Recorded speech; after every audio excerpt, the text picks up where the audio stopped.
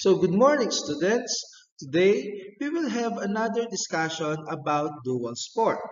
So, we are going to talk about tennis today. So, maybe some of you already have an experience playing this sport. For those who do not have an experience, this is a great way to start to become interested in this sport. For today's lesson, you should be able to understand the mechanics of the basic skills needed in the sports. Execute the basic skills needed in the sports properly. So develop total body reflexes and coordination and exhibit concern for the safety and self and others. Before you start any game, materials or the equipments should all be ready. The materials needed are tennis racket, tennis ball, net, court, or place to play. You should also be familiar with the playing area or the tennis court. Here you can see the different areas in a tennis court and their dimensions. So, how is tennis played? Knowing the techniques is very important to play well. The first technique is the forehand stroke, which is the most natural stroke in the tennis game. So, how is it done? First, hold the racket as if shaking hands with it and hold the racket on its throat with your other hand. Next, play your feet comfortably apart with knees slightly bent. Then, rotate or turn your right foot with your hip and shoulders also rotating. Then take back the racket with lower it slightly below the waist level. You can adjust your step by shifting your weight by placing your left foot in front of the right. To hit the ball, execute the forward swing with a trunk and shoulders rotating, making your body face to the net at the point of contact. Execute follow through in a continuous forward and upward motion, finishing high in the front of the body. Watch this clip to better understand forehand stroke.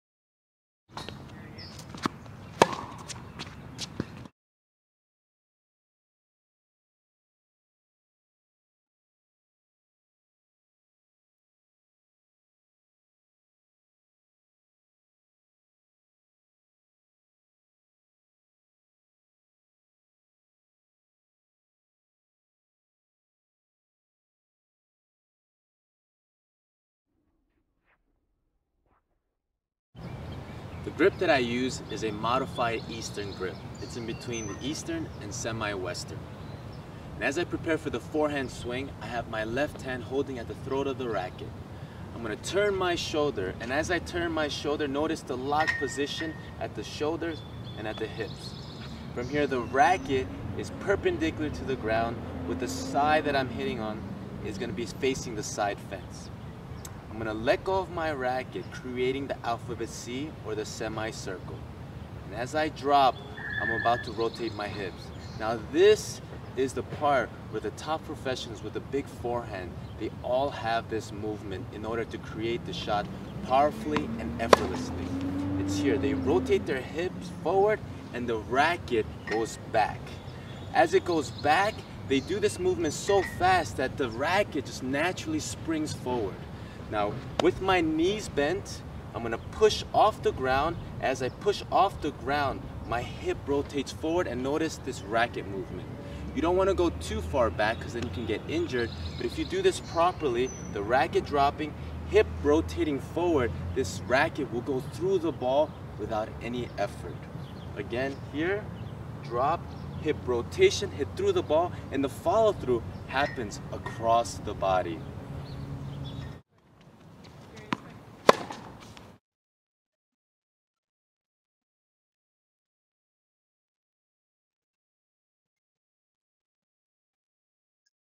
The second technique is the backhand stroke, which is one of the most artistic stroke. It can be done by simply holding the racket like holding a sword, placing your feet comfortably apart with knees slightly bent. Then turn your shoulder to the left and automatically shift the weight of your body to the left foot. After that, take back the racket and lower it slightly below the waist level. To be in proper position, place your right foot in front of the left foot. Then have your arms straight and your waist firm at the point of contact. Finish by keeping your arm relatively straight in a continuous forward and upward motion. Watch this clip for better understanding of backhand stroke.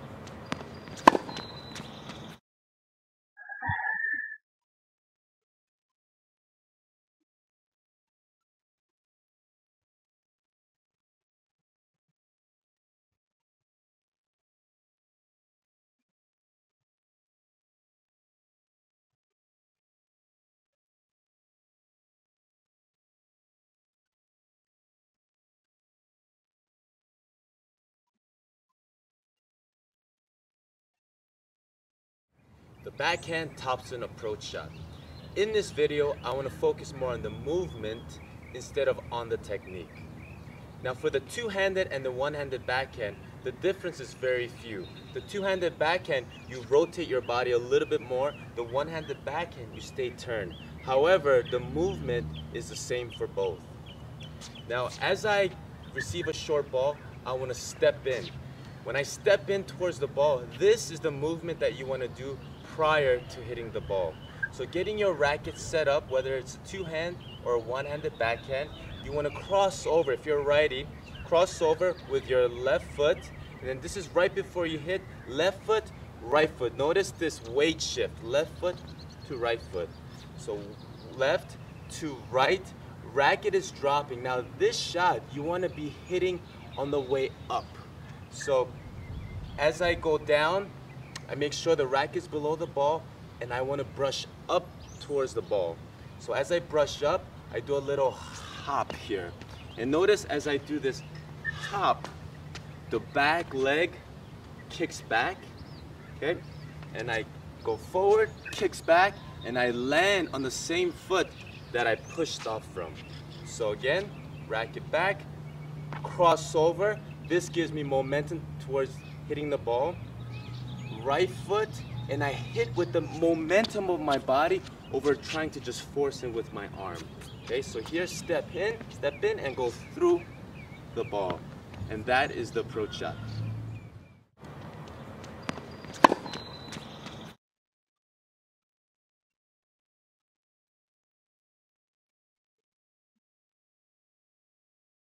Next is volley stroke, which is done by using backhand or forehand grip. The position can be different depending on how far or near is the ball.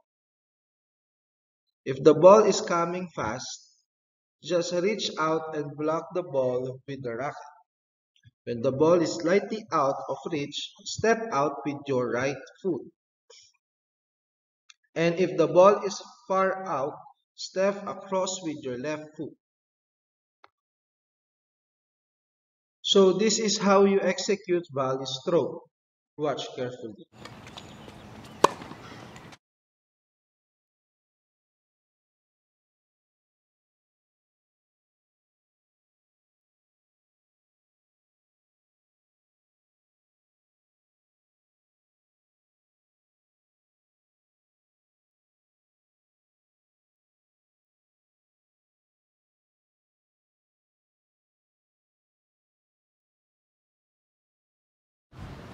In the high forehand volley, movement and footwork is critical.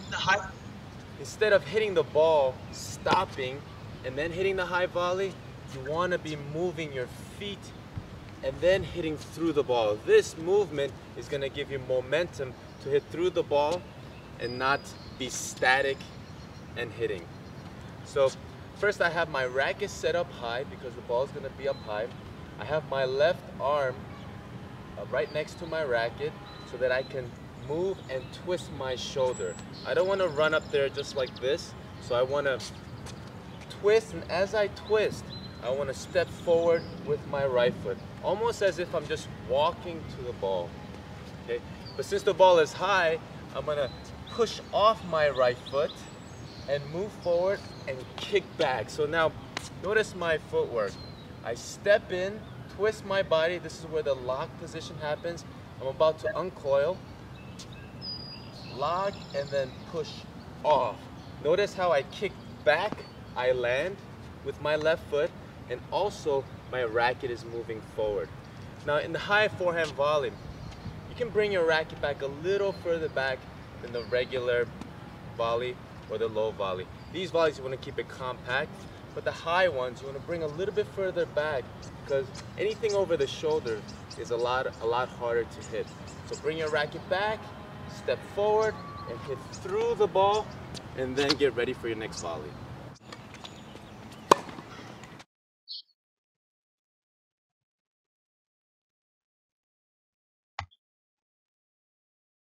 Next is serving, which is a very important skill because serving alone can help you to earn points. So watch this video clip. Hello and welcome to Video Jug. Today we're at Manolo Santana Rackets Club in Puerto Banús in Spain. We're here with Francis Ribeiro, the club's top coach and a world-class player. He's beaten Verdasco, he's played Ferrero, Tommy Haas and Feliciano Lopez, amongst others. Francis is going to show you how to execute a perfect serve. This is the full service as it should look from start to finish. Step 1. Adopt your position. When serving, you start each game behind the baseline, to the right of the centre mark. Have your front foot at an angle, but have your back foot running approximately parallel to the baseline. This will quite naturally place you sideways on to the court. Your aim is to put the ball into the service box diagonally opposite. If you're new to the game, just aim for the middle of the box, where you see the target. Step 2. Prepare your grip. The correct grip for the serve is the chopper grip, named thus because it's how you'd hold an axe for chopping. Just hold your racket as if it were an axe. The V of your thumb and forefinger should be just to the left of the top of the grip. Step 3. Position your racket. Simply point your racket forwards to the target. Use your other hand to balance by lightly supporting the throat of the racket. Step 4. Bring the racket back. Bring your racket back into a throwing position, angling your body away from the court, as Francis is demonstrating. Your weight will naturally shift onto your back foot. Step 5. The ball toss. At the same time as you draw back your racket, your other arm prepares to release the ball. The motion of your arm upwards, kept straight, will power the ball. Tip: keep your left arm straight. Don't bend at the elbow. Try to feel a smooth, coordinated action, both arms moving together. Step 6. Your swing. As the ball reaches its highest point, accelerate the racket head toward the ball in a throwing action. Tip: reach up to hit the ball. The higher you make contact, the more power you can generate. Step 7. Follow through. Follow through across your body as Francis is demonstrating. Then recover quickly, ready for your next shot.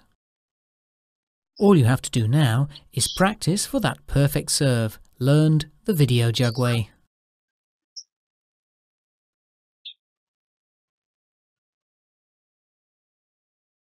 And the last one is scoring. In a tennis match, a set is won by the first Hello side friends, welcome to that the six games School with of a Sports. In this two-game video, lead. I'll be explaining Come on, scoring let's watch the system of video. tennis. I completely understand the complexity of tennis scoring. I've done my best to deliver it in the simplest form possible. And I want to thank you for counting on me on this one. Let's serve it out.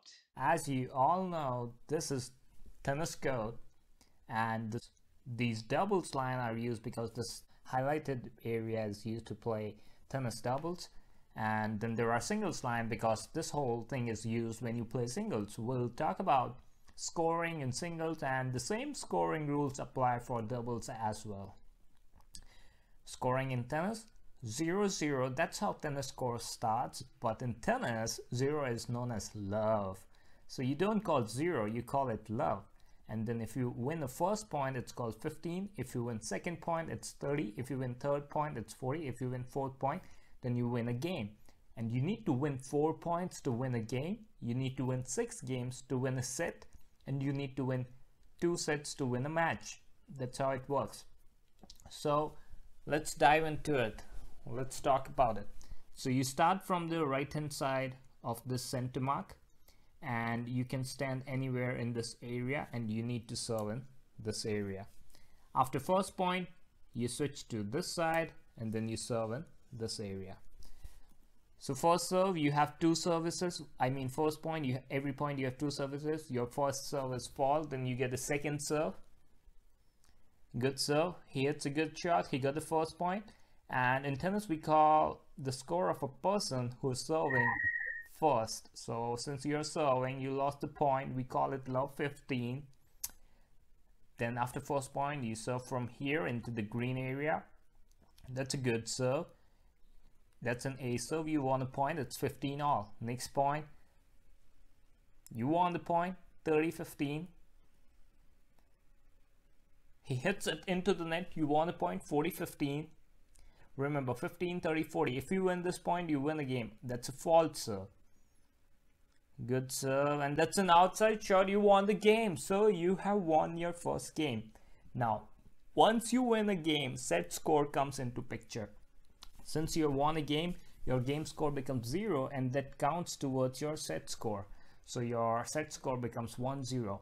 Now in tennis, when sum of game is odd, that's when players change sides, because it's possible that Sun is in this position and this player is not able to play well because sun is into his eye, so they change players. Or if wind is in this direction, then it's difficult for this player to hit fast shots, right? So after 1-all, you change sides and then serve changes, so your opponent will serve now. Let's see how your opponent serves. Wow, that's an A serve. He won it. So because he won it and he's serving, we'll call out his score first. We'll say 15 love. Second point. Oh, if your ball is on the line, that's a good ball. That's good. On line is good. He won the point. 30. Because he's serving, we'll call it 30 love. Another race. What do you say? 40 love. Oh, you hit a great shot. You won the point. So 40-15.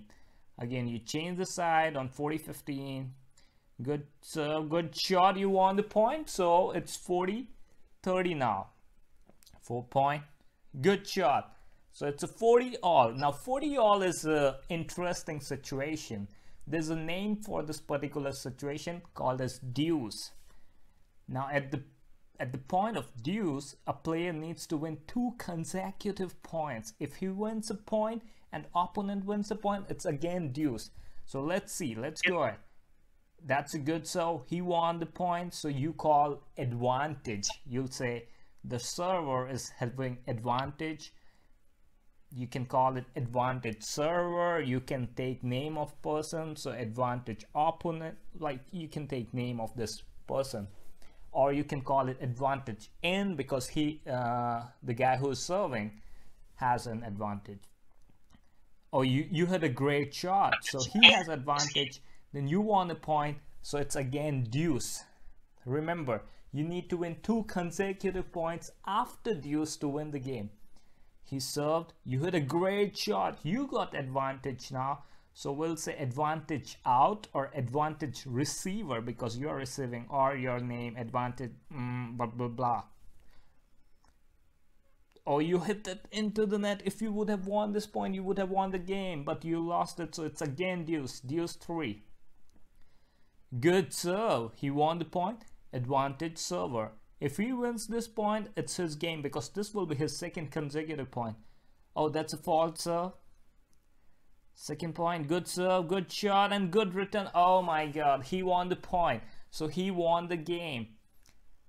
Remember, he won the game, so game score becomes now 0-0, and it's your serve now.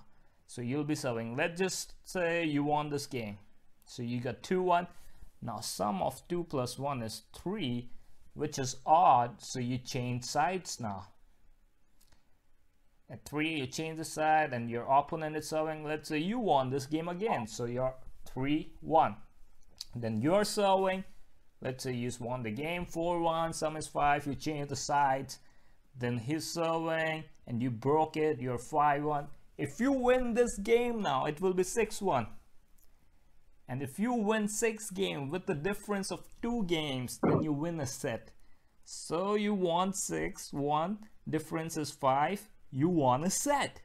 Now, just like when you win a game, set score increases and game score goes to 0.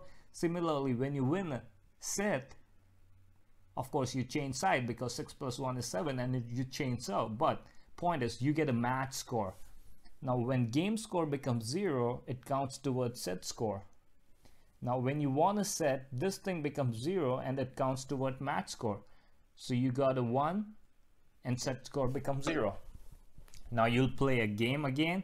Whoever wins the game gets 1 game here. Then whoever wins 6 gets 1 match here. And whoever gets 2 wins the match, right? Very interesting. What's next?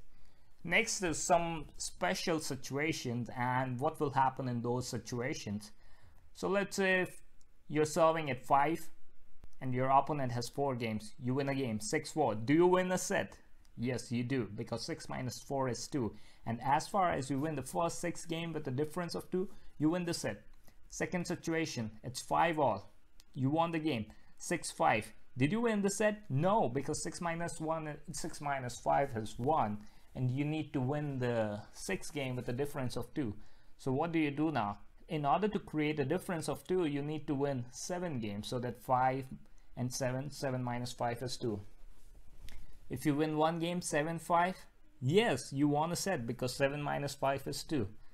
So that's the way you can win a set. You can win a set 6-4. If it's a 6-5, then you play 1 more game and 7-5. But what if at 6-5 your opponent win a game and it's a 6-all? Well, at a 6-all, you play a 7-point tiebreak. Well, it's just like regular 7-point, 1, 2, 3, 4, 5, 6, 7. Whoever wins the 7-point with a difference of 2 wins the match. So you can win at 7-5. If it's 7-6, you need to win one more point. So 8-6 or 9-7, 10-8, 12-10, something like that. Then we'll talk a little bit about doubles. Basically, everything is similar to singles. You serve from this side. So this is first server. Once you have done your serving, one of the opponents can serve. Let's say this guy served. So he served next game. After he is done with his service, player 3 will serve. After he is done, player 4 will serve. And after that, serve will come back to player 1. And then 2 and 3 and 4. That's how service rotate. And that's it.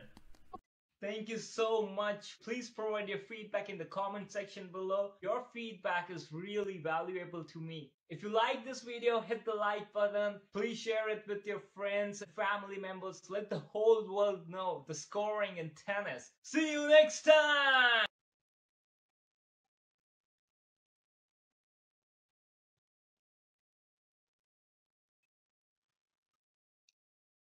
So that's it for our discussion about playing tennis. I hope you've learned a lot. See you next meeting. Thank you and God bless.